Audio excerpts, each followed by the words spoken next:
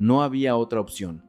Hubo momentos en que el mismísimo príncipe heredero de Arabia Saudita tuvo que llamarles personalmente. Un hombre que ostenta el poder absoluto del reino del petróleo, inclinar la cabeza ante una nación al otro lado del Atlántico, un país sin un solo río, una nación donde la vida de 35 millones de almas depende enteramente del agua de mar, un país donde los estadounidenses fracasaron y los alemanes tuvieron que admitir la derrota, ha estado defendiendo silenciosamente la posición número 1 del mundo durante 10 años consecutivos, justo en medio de ese implacable desierto, un país capaz de transformar 6 millones de toneladas de agua de mar en el torrente de la vida cada día.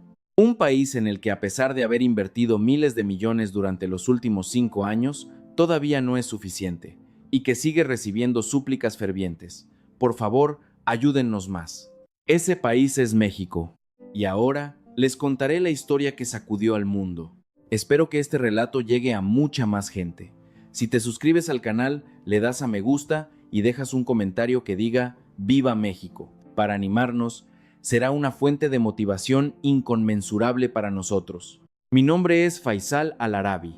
He trabajado durante 18 años en la Corporación de Conversión de Agua Salina de Arabia Saudita, comúnmente conocida como SWCC. Mi cargo es el de viceministro. En términos sencillos, mi trabajo es gestionar de dónde obtienen el agua potable los 35 millones de habitantes de este país cada día, quién crea esa fuente de agua y cuándo podría agotarse. Honestamente, es el puesto más aterrador del mundo. Seguramente todo el mundo ha oído hablar de Arabia Saudita, el país del petróleo, un reino tan rico que la opulencia sobra, responsable del 15% de las exportaciones mundiales de crudo. Pero hay una verdad sobre este país de la que nadie habla.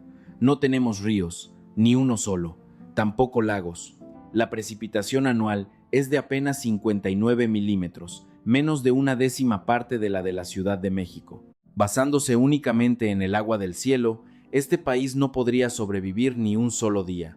Entonces, ¿qué bebemos los 35 millones para vivir? La respuesta es el mar. La tecnología para eliminar la sal del agua de mar y convertirla en agua potable se llama desalinización.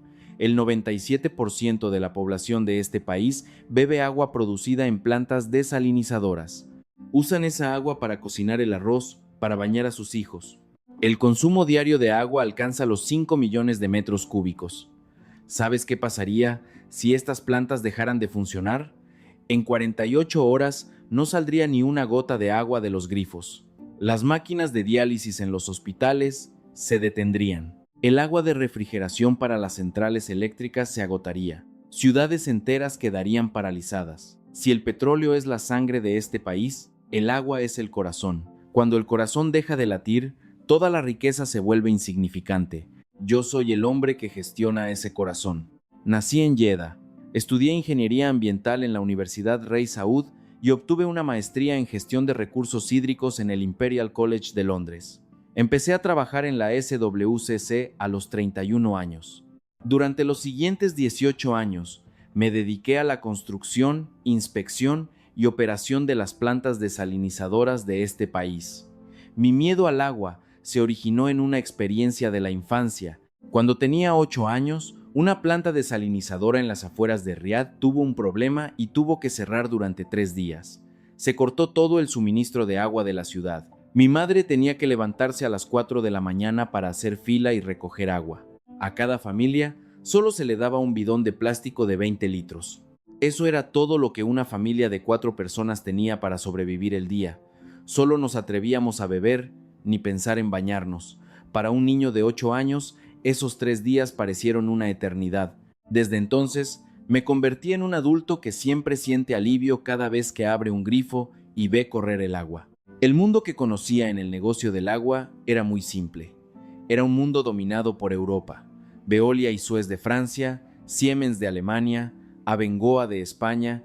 Estos gigantes corporativos, con más de 150 años de historia, gestionaban el agua del mundo entero, y Arabia Saudita, por supuesto, dependía de ellos. El agua era europea. Esa fue una vez mi visión del mundo. El nombre México no figuraba en absoluto en mi lista de trabajo. Uso un smartphone de una gran marca tecnológica.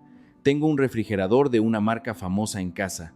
ambos fabricados en México. También sé que a mi hija le encanta la música de artistas mexicanos que son famosos mundialmente, pero el agua y México nunca fueron dos conceptos que pudiera conectar en mi cabeza. Electrodomésticos, lo admito, pero transformar el agua de mar en el agua de la vida en medio del vasto desierto, una proeza de ingeniería tan monumental. Nunca imaginé que una nación del otro lado del mundo pudiera lograrlo. Hasta el otoño de 2025, mi mundo seguía siendo así. Europa creaba el agua y México fabricaba productos electrónicos. Sin embargo, ese invierno, una directiva del Comité del Príncipe Heredero sacudió hasta los cimientos la creencia que había construido durante 18 años. Y ahora les contaré esa historia. Era un día de noviembre de 2025. El otoño en Riad es más caluroso que el verano en muchos países. La temperatura diurna alcanzaba los 38 grados. Esa mañana, nada más llegar a la oficina, encontré en mi escritorio un sobre con el sello de la Casa Real. Cambió por completo mi día. La directiva provenía de la sede de la Estrategia Visión 2030. El contenido era increíblemente breve. Informe de evaluación para la selección de socios de infraestructura de recursos hídricos, fase 1, para la megaciudad de Neom. Entregar en 2 semanas. En la parte de la firma estaba el sello del Comité del Príncipe Heredero. Neom, la megaciudad futurista en la que Arabia Saudita está invirtiendo $500,000 millones para construir en el desierto. Y mi tarea era seleccionar al socio para construir la planta desalinizadora que suministraría agua a esa ciudad. La escala de este proyecto no tenía precedentes. Una producción de 1 millón de metros cúbicos por día. Sería una de las plantas individuales más grandes del mundo. Debajo había una lista de candidatos: Veolia de Francia, IDE Technologies de Israel, Acciona Agua de España, GE Water Process Technologies de Estados Unidos y el Grupo Lerma de México. Todos nombres conocidos, gigantes de la industria del agua, pero el último nombre me hizo dudar un momento. Grupo Lerma. Sabía que era una empresa mexicana, pero su aparición entre estos nombres ilustres me pareció algo fuera de lugar. Fuera de la ventana de mi oficina se extendía el horizonte de Riad. Detrás de los edificios de color arena, el aire caliente creaba ondulaciones fantasmales. El cielo tenía un tono gris polvoriento. Me preparé una taza de café, abrí mi portátil y empecé a revisar los perfiles de las empresas candidatas. Veolia, fundada en 1853, suministra agua a 100 millones de personas en 69 pascalices. IDE de Israel, la cúspide de la tecnología en el desierto. GE, el símbolo de la industria estadounidense. Y entonces abrí el perfil del Grupo Lerma. Mi dedo se detuvo en la primera línea. Líder mundial en desalinización de agua de mar durante 10 años consecutivos. Releí la frase una segunda vez. No era una broma. Producción de 6 millones de toneladas diarias, suministrando agua a 22 millones de personas en todo el mundo. Más de 30 proyectos en Arabia Saudita. Desde su primera exportación en 1978, llevaban 47 años operando de forma continua. Cada cifra me golpeaba en los ojos, pero había algo extraño. A pesar de llevar 18 años en esta industria, nunca me había fijado realmente en esas cifras. Los gruesos folletos promocionales y las deslumbrantes presentaciones de las empresas europeas habían eclipsado la existencia de un campeón mundial justo a mi lado, sin que yo me diera cuenta. Justo en ese momento, recibí un mensaje de mi subordinado, Karim Nazar. Es un ingeniero oceanográfico de la SWCC, un joven que obtuvo su maestría en Ingeniería Hidráulica en la Universidad Nacional Autónoma de México, la UNAM. Le había asignado la tarea de analizar los datos para esta evaluación. El mensaje era breve. Viceministro, he terminado de recopilar los datos comparativos de las empresas candidatas. Creo que se sorprenderá un poco cuando los vea. Leí el mensaje y me recliné en mi silla. ¿Qué datos podrían sorprender a alguien que ha estado en esta industria durante 18 años como yo? Hasta ese momento, estaba convencido de que la conclusión de este informe terminaría con el nombre de una empresa europea. Una semana después, en el Hotel Ritz-Carlton de Riad, se celebró una presentación conjunta de los candidatos. Asistieron 4 miembros del Comité del Príncipe Heredero, los directores de la SWCC y los representantes de las empresas. Yo era el responsable general de la evaluación, y Karim estaba sentado justo detrás de mí, deslizando los dedos sobre su tablet. La sala de conferencias del hotel era espaciosa. Un enorme candelabro de cristal en el techo proyectaba una luz suave. Sobre las mesas, las placas con los nombres de las empresas estaban ordenadas. El aroma del café árabe con un toque de dátil flotaba en el aire. Fuera de la ventana, el Kingdom Centre de Riad se erigía imponente como una espada. El primero en llegar fue Matan Brie, vicepresidente para Oriente Medio de Veolia, un hombre alto, de al menos 1,90 metros, con el pelo plateado y corto. Llevaba un traje cruzado de color gris marengo, gemelos de oro rosa en los puños y un reloj Patek Philippe en la muñeca. Su sola presencia era suficiente para cambiar la atmósfera de la sala. Tenía la costumbre de agarrar toda la mano de la otra persona al saludar, pero no se sentía como un saludo, sino como una declaración. La persona más importante en esta sala soy yo. Matan Brie era una leyenda viva de la industria del agua. Graduado de la prestigiosa École Polytechnique de Francia, había dedicado 30 años a Veolia. Había ejecutado proyectos de desalinización en 69 pascalices y tenía 15 años de experiencia solo en Oriente Medio. Era el hombre que había construido más plantas que nadie en esa sala, y él mismo era muy consciente de ello. Tenía una frase característica cada vez que quería ir al grano. Siempre empezaba con «aclaremos una cosa». El orden de las presentaciones se había decidido: Veolia, Acciona, GE y finalmente Grupo Lerma. Matan fue el primero en subir al podio. Cuando se puso de pie, toda la sala guardó un silencio sepulcral. La primera diapositiva solo tenía un número: 1853. Aclaremos una cosa, comenzó. Veolia fue fundada en 1853, hace 172 años. Cuando nosotros empezamos a gestionar el agua, la mayoría de las empresas en esta sala ni siquiera existían. Pasó a la siguiente diapositiva. Actualmente, suministramos agua a 110 millones de personas en 69 pascalices. Nuestros ingresos anuales son de 43.000 millones de euros.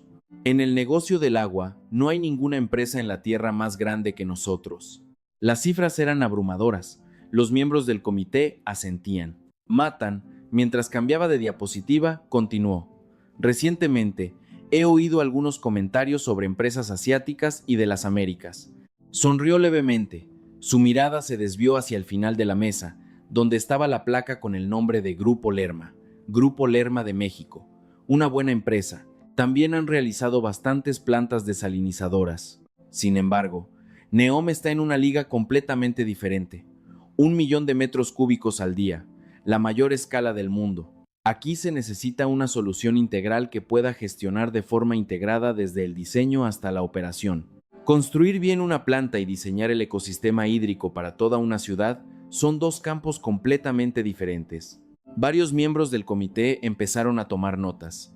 Era un argumento lógico e impecable. Matan pasó a la última diapositiva. Y una cosa más, dijo cruzando los brazos. El agua no es algo con lo que se pueda experimentar. Si el agua deja de fluir, la gente muere.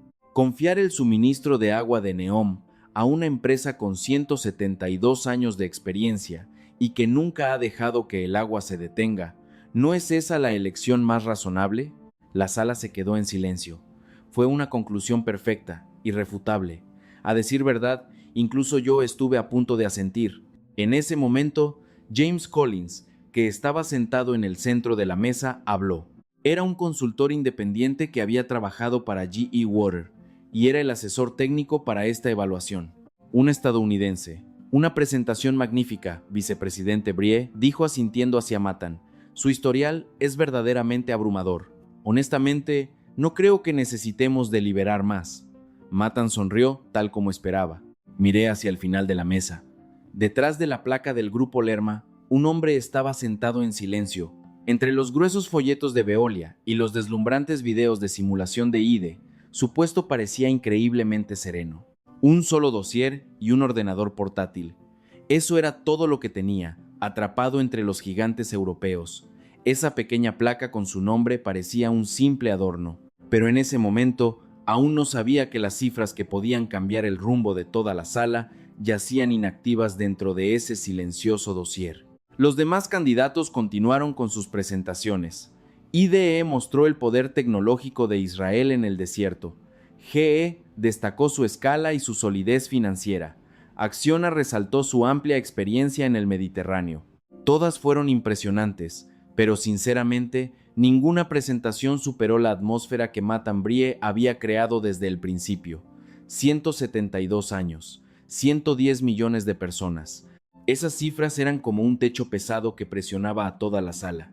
Finalmente, llegó el último turno. El hombre que había permanecido en silencio al final de la mesa del grupo Lerma se levantó. Un hombre mexicano de mediana edad, cuya altura apenas llegaba al hombro de Matan. Su corbata estaba ligeramente aflojada. En lugar de una presentación deslumbrante, simplemente colocó una sola hoja de papel sobre el atril. Cuando habló, su voz era grave pero muy clara.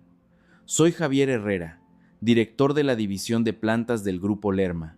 El material que he preparado para hoy es solo una página. En algún lugar de la sala se oyó un suspiro, casi burlón. Matan se cruzó de brazos. Al señor Herrera no le importó la reacción. Proyectó en la pantalla solo 3 líneas de texto. Líder mundial en desalinización de agua de mar durante 10 años consecutivos. Producción de 6 millones de toneladas diarias. Suministro de agua a 22 millones de personas en todo el mundo. Leyó lentamente cada línea. Este es el presente del grupo Lerma. Un murmullo recorrió la sala cuando se escuchó la frase líder mundial. Un miembro del comité en la primera fila tuvo que ajustarse las gafas y volver a mirar la pantalla. Collins también inclinó ligeramente la cabeza. La expresión de Matan no cambió, pero sus brazos cruzados se apretaron un poco más. Disculpe, ¿puedo hacer una pregunta? Matan levantó la mano. Habló antes de que el moderador pudiera detenerlo. La expresión líder mundial, ¿en qué criterio se basa exactamente? En la industria de la desalinización existen la tecnología de destilación y la tecnología de membrana de ósmosis inversa. La especialidad de su empresa es el antiguo campo de las plantas de destilación, ¿no es así? El 90% del mercado actual se ha desplazado a la ósmosis inversa, o método RO. ¿Usar logros pasados para afirmar una posición actual no es un poco forzado? Era un argumento incisivo. La tecnología de destilación consume mucha energía y es costosa, por lo que el mercado se está moviendo rápidamente hacia la RO, algo que todos en la industria sabían. Las miradas de los miembros del comité se volvieron de nuevo hacia Matan. Collins asintió. Su argumento era muy lógico.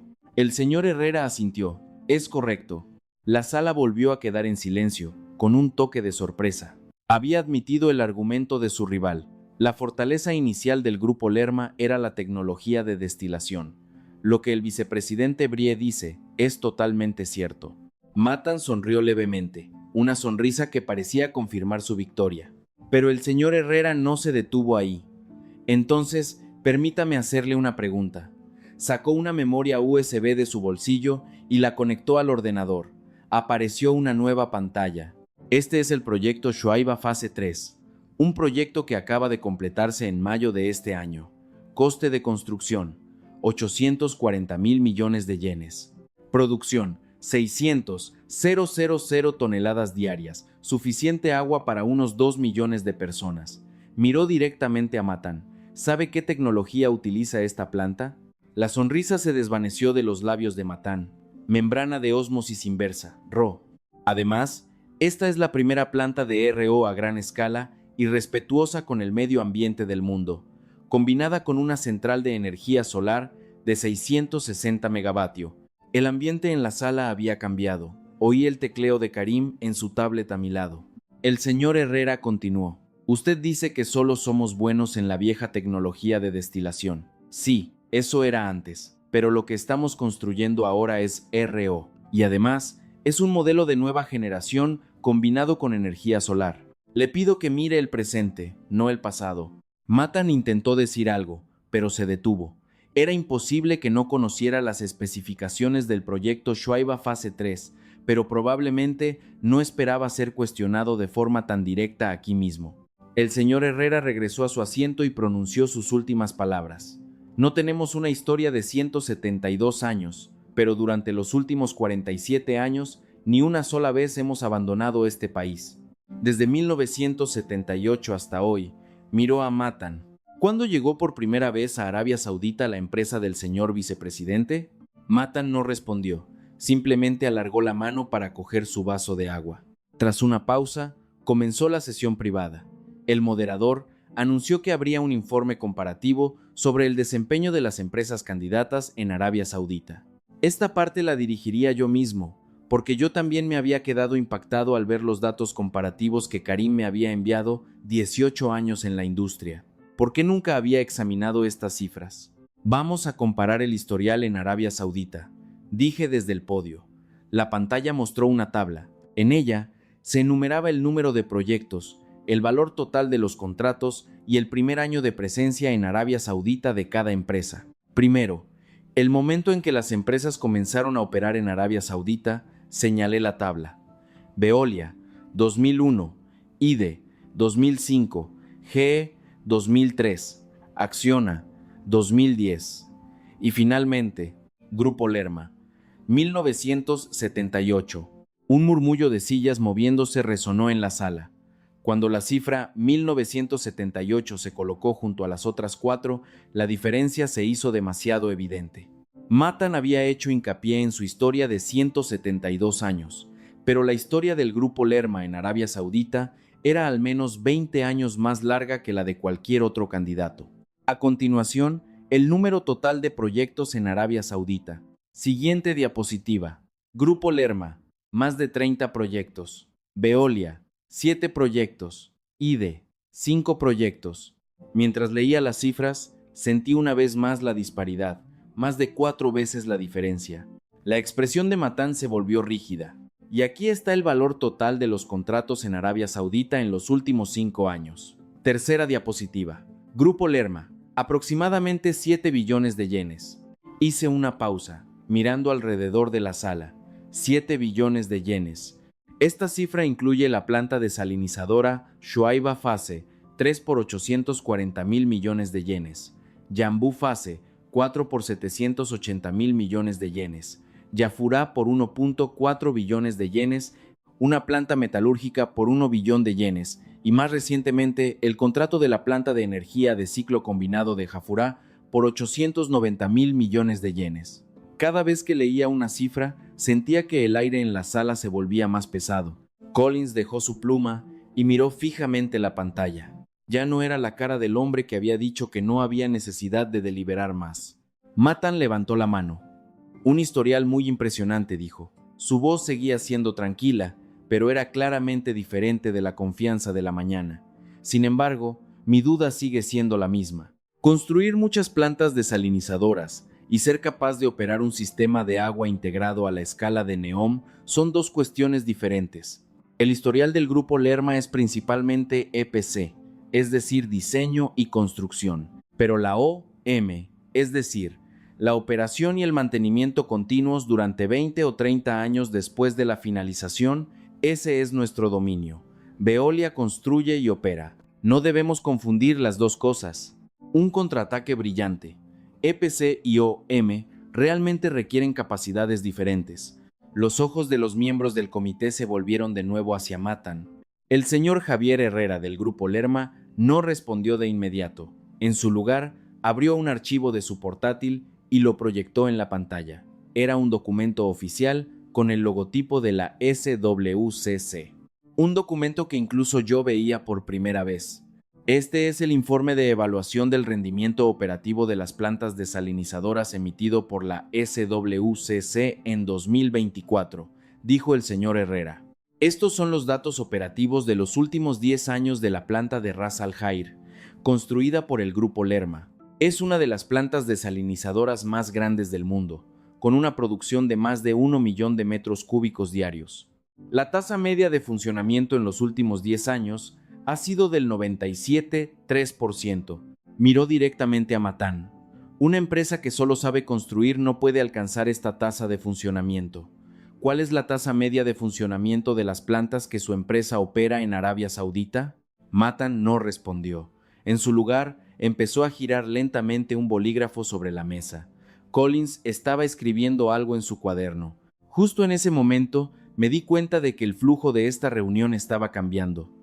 Por la mañana, la historia de 172 años de Matan había cubierto la sala como un techo, pero ahora, ese techo empezaba a mostrar grietas.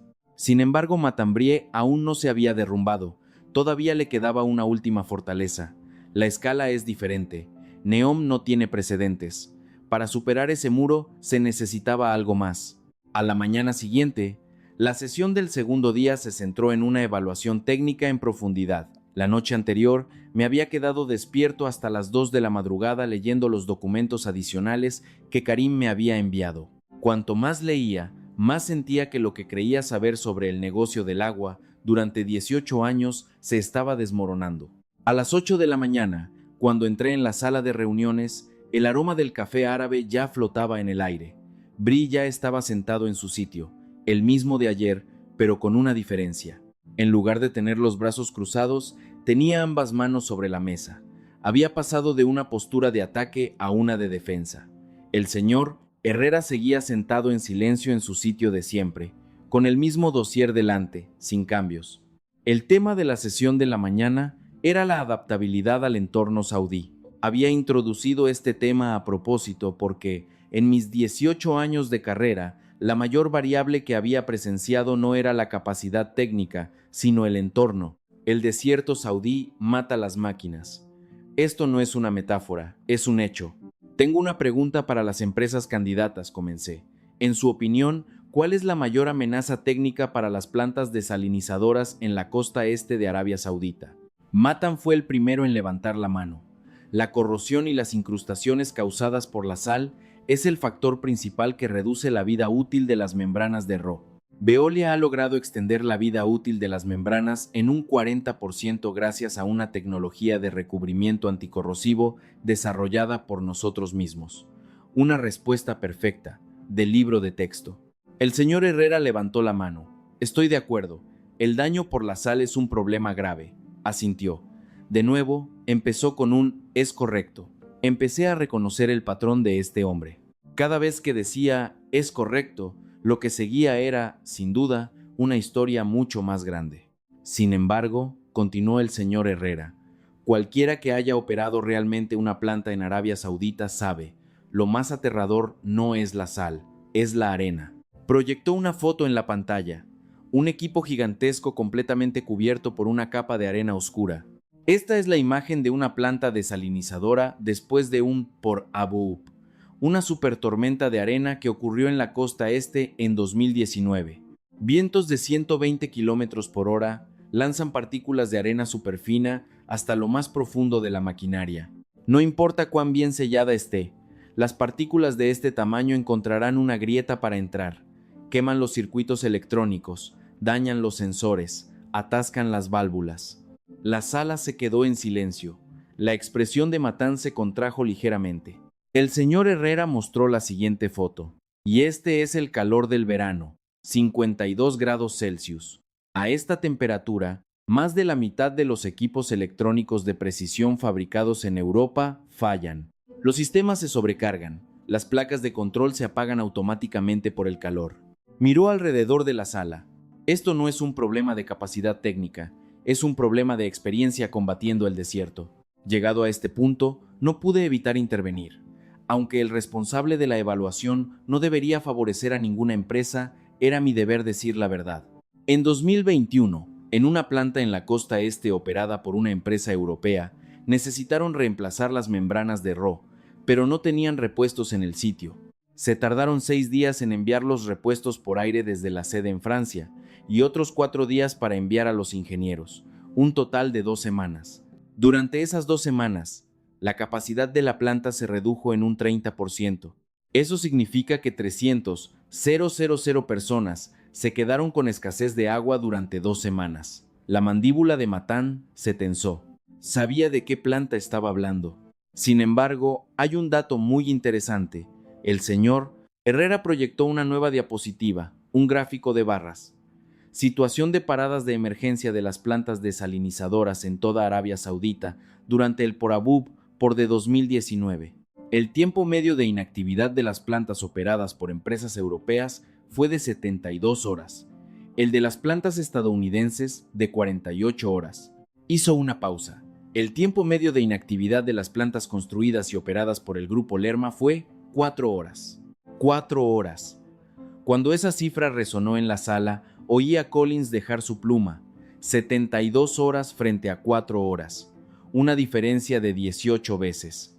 Un miembro del comité sacó su teléfono y tomó una foto de la pantalla. ¿Cómo es eso posible?, preguntó Collins por primera vez directamente al señor Herrera. El hombre que ayer se había puesto del lado de Matán y había dicho que no era necesario deliberar más, ahora, por primera vez, hacía una pregunta a una empresa mexicana. El señor Herrera respondió: hay dos razones. La primera son los datos ambientales que hemos acumulado durante 47 años en este desierto. El patrón de las tormentas de arena, el tamaño de las partículas, la frecuencia estacional. Ninguna empresa tiene más datos que nosotros. La segunda, hizo una pausa, es que nuestros ingenieros no se sientan en oficinas con aire acondicionado mirando monitores y dando órdenes. Ellos empuñan personalmente el soplete de soldar bajo un calor de 52 grados. Cuando el equipo queda enterrado en la arena, lo desentierran con sus propias manos. Esa es la diferencia entre 4 horas y 72 horas. En ese momento, Karim, sentado a mi lado, se inclinó y me susurró: viceministro, lo que dice no es una fanfarronada. Cuando estudiaba en la UNAM, mi profesor me contó que el origen de los ingenieros de planta mexicanos se remonta a la gran era del desarrollo petrolero. Su generación llegó a este desierto, no a construir carreteras, sino a domar los yacimientos de petróleo. Las habilidades de supervivencia en el desierto que aprendieron con su propio cuerpo en aquellos días se aplican ahora, intactas, a la operación de las plantas. Asentí mientras escuchaba a Karim. En ese instante, algo conectó en mi mente. El desierto saudí, los años 70 y los trabajadores mexicanos. Pero aún era demasiado pronto para hablar de ello. Matan no dijo nada. La mano que giraba el bolígrafo se había detenido. Collins estaba escribiendo una larga nota en su cuaderno. La confianza de ayer había desaparecido de su rostro. En su lugar, tenía una expresión como si estuviera recalculando algo. Al ver ese momento, pensé que lo que estaba sucediendo en esta sala no era simplemente una competencia entre empresas. Era un enfrentamiento entre 172 años de historia y 47 años de desierto, y el desierto estaba empezando a vencer a la historia. Después de que terminara la sesión de la tarde, Karim y yo nos sentamos frente a frente en el vestíbulo del hotel. Fuera de la ventana, el atardecer de Riad teñía de rojo el desierto. El cielo, mezclado con el polvo de arena, pasaba lentamente del naranja al púrpura. Tomé un sorbo de café árabe, tratando de ordenar lo que había sucedido durante el día. Mi mente estaba en un torbellino.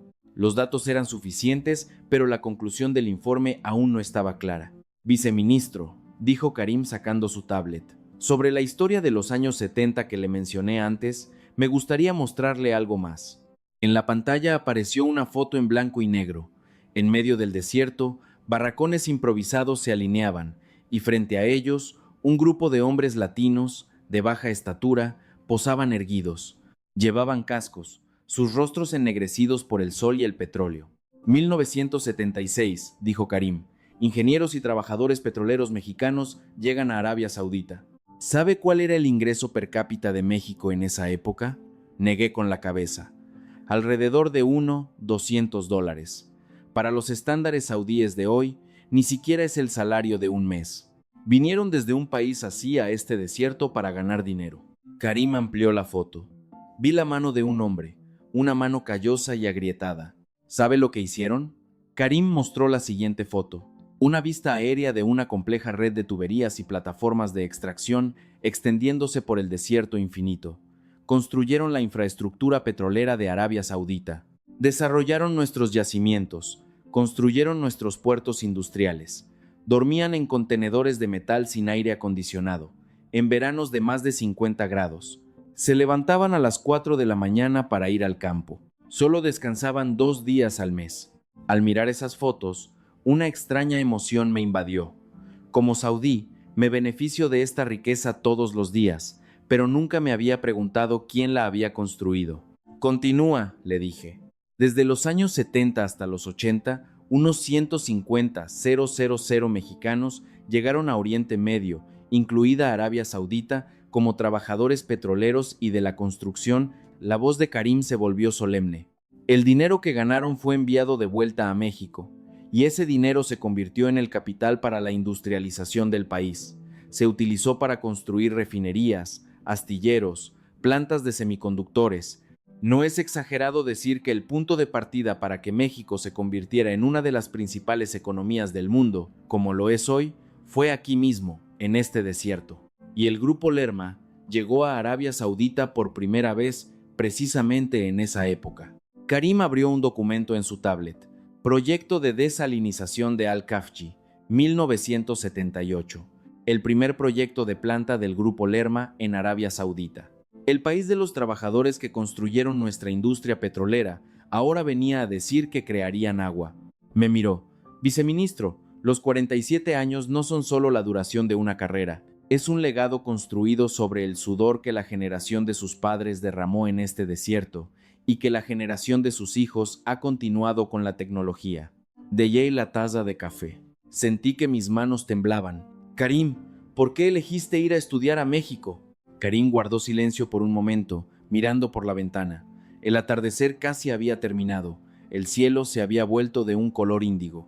Por la influencia de mi padre, dijo. Mi padre cuenta que cuando era un joven ingeniero en Shuaibah, trabajó junto a los ingenieros del Grupo Lerma en el lugar.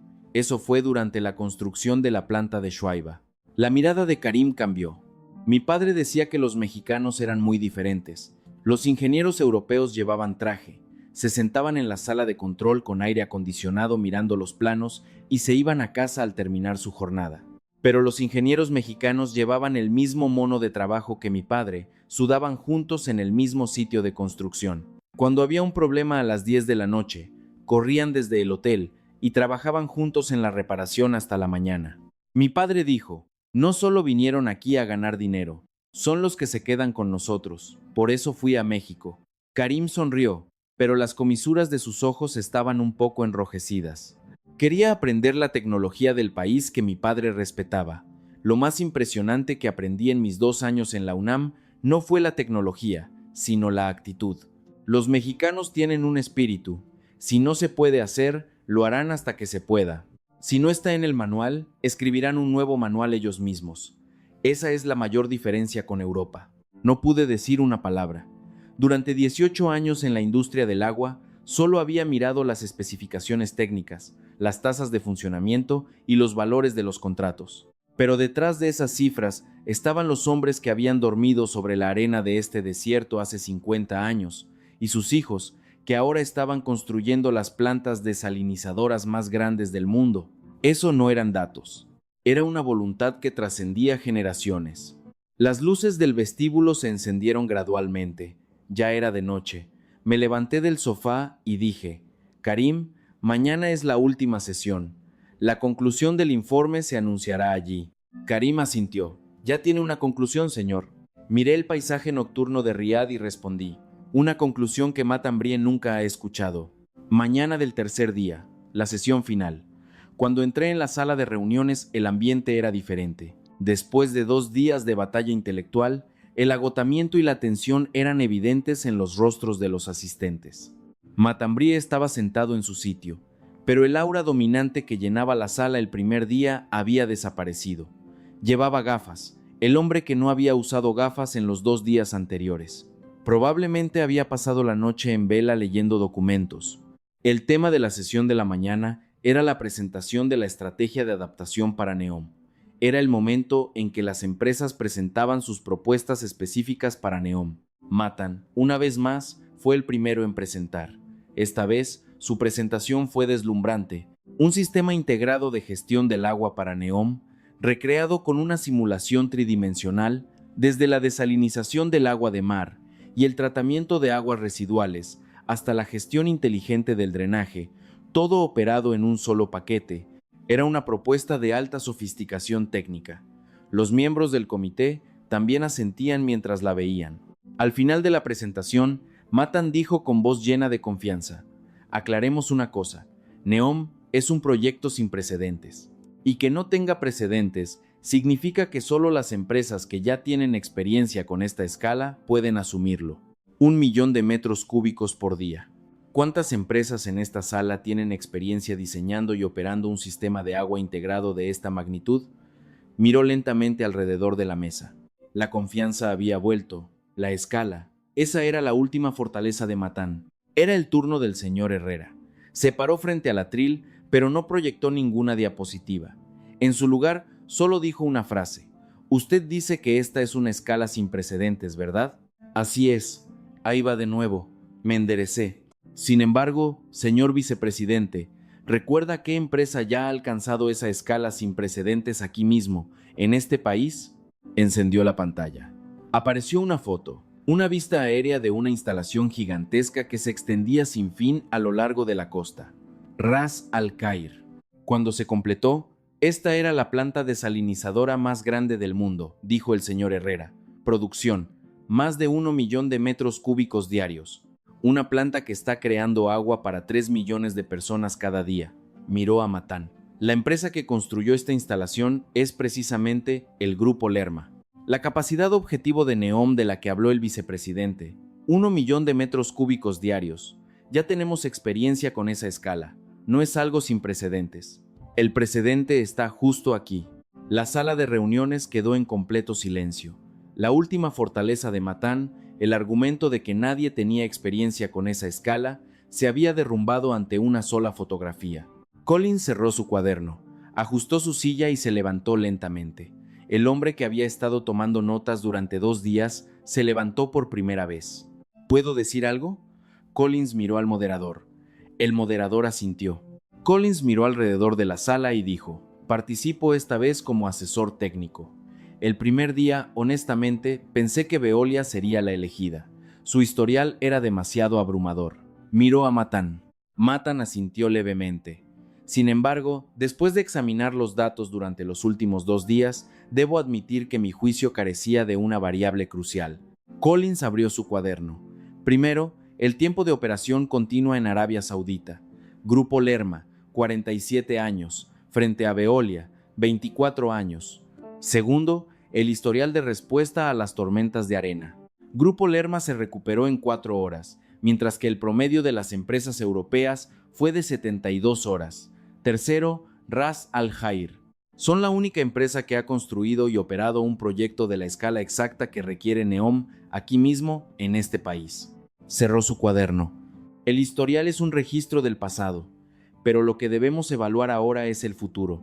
Y para el futuro, sin duda, la empresa que más tiempo ha vivido en este desierto será la que mejor lo entienda. La expresión del rostro de Matán desapareció. No hubo refutación, ni sonrisa, ni más aclaremos una cosa.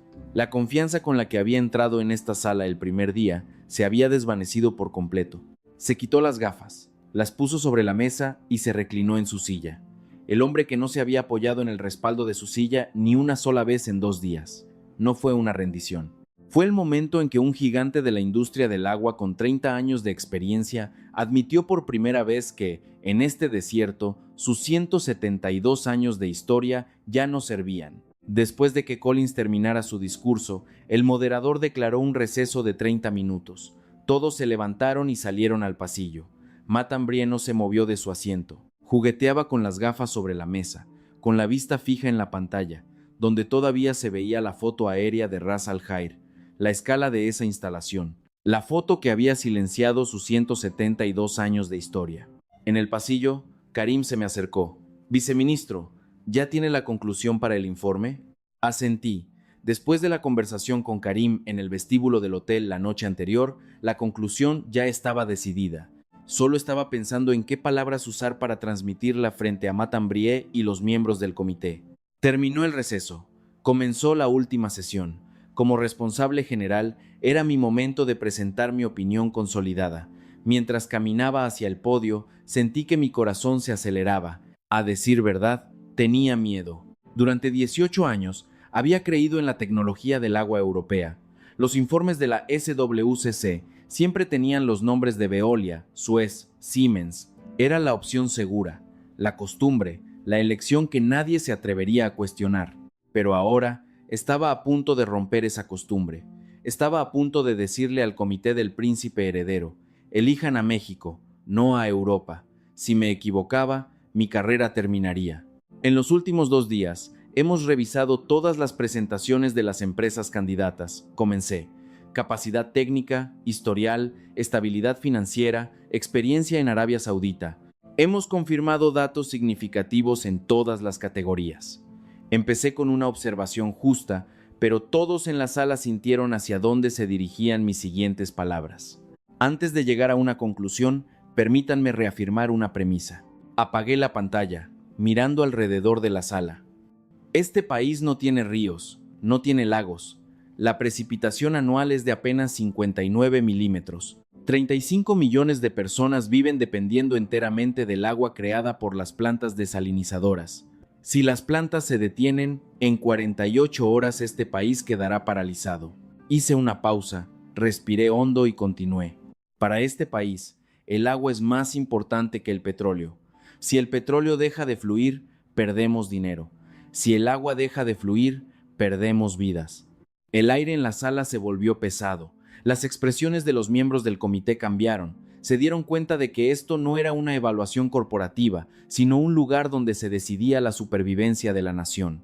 ¿Cuál debería ser el criterio para elegir un socio para el suministro de agua de NEOM?, pregunté. ¿La capacidad técnica? Todas las empresas están al más alto nivel mundial. ¿La escala? Hay una empresa en esta sala que ya tiene experiencia real construyendo un proyecto de 1 millón de metros cúbicos diarios. ¿El precio? Regatear el precio del agua para NEOM es como regatear el precio de la vida de la gente. Miré a Matan, luego miré al señor Herrera. La conclusión que he encontrado en estos 2 días no es la tecnología, la escala o el precio, es la resiliencia. Hay una empresa que llegó a este desierto en 1978 y durante los últimos 47 años, ni un solo año han dejado de crear agua, dije, pronunciando cada palabra con claridad. Desde Al-Kafji, Shuaiba, Ras Al-Khair, Yambú, hasta Shuaiba Fase 3, completada este año, han ejecutado más de 30 proyectos en este país. Cuando llegaron las tormentas de arena, lo solucionaron en 4 horas. No llamaron a su sede para esperar repuestos. Empuñaron personalmente el soplete de soldar bajo un calor de 52 grados. Mi voz comenzó a temblar ligeramente. Hace 47 años, el país de los jóvenes que vinieron a trabajar en nuestros campos petroleros en este desierto, ahora trae el torrente de la vida a este desierto. Esa es la respuesta que he encontrado. Un miembro del comité dejó su pluma, otro se quitó las gafas y cerró los ojos. Dije mis últimas palabras. México no es una nación que nos vende agua, es la nación que ha protegido nuestro torrente sanguíneo durante los últimos 47 años. La conclusión en mi informe es el Grupo Lerma. En la sala no hubo aplausos ni vítores, solo un silencio prolongado. En ese silencio, solo escuché el sonido de la gente recogiendo sus documentos, el de alguien bebiendo agua y el zumbido del aire acondicionado. Matan Brie cerró lentamente su dossier, puso ambas manos sobre la mesa e inclinó ligeramente la cabeza. 5 segundos, 10 segundos. Levantó la cara y me miró. Su mirada no era de ira ni de derrota, sino de reconocimiento. Luego asintió, muy levemente, casi imperceptiblemente. El gigante que había estado en la cima del negocio del agua durante 30 años había asentido. El momento en que 172 años de historia se inclinaron ante 47 años de desierto. En ese momento, al final de la mesa, hubo un movimiento. El señor Herrera se levantó, pero no declaró la victoria. No hinchó el pecho ni sonrió. En su lugar, caminó hacia Matambrié, se inclinó y saludó. Vicepresidente Brie, he aprendido mucho en estos 2 días. Los 172 años de Veolia son también el camino al que debemos aspirar en el futuro. Matan miró al señor Herrera por un momento, luego también se levantó y le estrechó la mano. No dijo una palabra. La mano que el primer día había agarrado la de los demás como una declaración, ahora se estrechaba en silencio. De pie en el podio, sentí que algo se había decidido en esa sala. El socio para el suministro de agua de NEOM llevaba el nombre de un país cuyos ciudadanos, 50 años antes, habían soportado el calor y el polvo para construir la riqueza de este mismo desierto. Después de que terminara la reunión, no volví directamente al hotel. Salí del Ritz-Carlton. El aire nocturno de Riad me rozó la cara. El calor del día había desaparecido como si nunca hubiera existido. En su lugar, soplaba una brisa seca y fresca, característica del desierto. El cielo, lleno de estrellas, parecía a punto de caer. Si miraba en la dirección no oscurecida por las luces de la ciudad, probablemente podría haber visto la Vía Láctea. Caminé lentamente por la calle frente al hotel. El sonido de mis zapatos de cuero golpeando el asfalto resonaba en la noche silenciosa. De repente, miré el camino bajo mis pies. Una carretera de 8 carriles, perfectamente pavimentada. Decenas de miles de coches la transitan a diario. Durante 18 años, había conducido por esta carretera para ir al trabajo todos los días, pero nunca me había preguntado quién había puesto este asfalto. Hace 50 años, antes de que existiera esta carretera, este lugar era un mar de arena. Sobre ese mar de arena, jóvenes de un país con un ingreso per cápita de $200 estuvieron de pie, bajo un sol de 50 grados. Sentaron las tuberías, ataron el acero de refuerzo para los puertos, construyeron los cimientos de las centrales eléctricas, dormían en contenedores de metal sin aire acondicionado, se despertaban con el amanecer y se adentraban de nuevo en el desierto. El dinero que ganaron fue enviado a sus familias al otro lado del océano. Ese dinero se acumuló y se convirtió en refinerías, astilleros, plantas de semiconductores y luego sus hijos e hijas volvieron a este desierto. Esta vez, no con palas, sino con planos de diseño, no con sopletes de soldar, sino con modernos sistemas de filtración de agua. En la tierra que la generación de sus padres había domado, ahora traían el torrente de la vida a 35 millones de personas. 6 millones de toneladas diarias. Número 1 del mundo durante 10 años consecutivos. El hecho de que esas cifras tuvieran su origen en el sol abrasador de hace 50 años, 2 días antes, yo no lo sabía. La luz en la cima del Kingdom Centre parpadeaba. Karim me había dicho que ese ícono de Riad también fue construido por una empresa constructora mexicana. Me detuve mirando esa luz. Las carreteras, los edificios, los puertos y ahora el agua de este país. El nombre de México había estado grabado por todas partes en este desierto. ¿Durante cuántos años no lo había visto? Eclipsado por los nombres europeos, hipnotizado por la cifra de 172 años. Un recuerdo de mis 8 años volvió a mí, cuando la planta desalinizadora cerca de mi casa se averió, 3 días de corte de agua. Cuando mi madre tenía que levantarse a las 4 de la mañana para hacer fila y recoger agua, y toda la familia de 4 personas tenía que sobrevivir con un bidón de plástico de 20 litros, el niño de 8 años, que una vez sintió alivio cada vez que abría un grifo y veía correr el agua, hoy, después de 47 años, finalmente sabía quién había creado ese flujo, que detrás de ese grifo estaban los hijos e hijas de una nación cuyos padres, 50 años antes, habían soportado el calor y el polvo para construir la riqueza en este mismo desierto. De camino al hotel, saqué mi smartphone del bolsillo, desbloqueé la pantalla, revisé el archivo del informe una vez más. La frase final apareció en la pantalla. México no es una nación que nos vende agua. Es la nación que ha protegido nuestro torrente sanguíneo durante los últimos 47 años. Añadí otra línea debajo. Una verdadera alianza no se forja con petróleo, se forja con agua. Varias semanas después, mi informe fue aprobado por el Comité del Príncipe Heredero y presentado a la Casa Real. ¿Cuál fue la decisión final? Aún no puedo revelarlo. Pero una cosa es segura. La conclusión de ese informe fue aceptada por todos los que estaban en esa sala de reuniones ese día, incluso por Veolia, con su orgullo de 172 años de historia.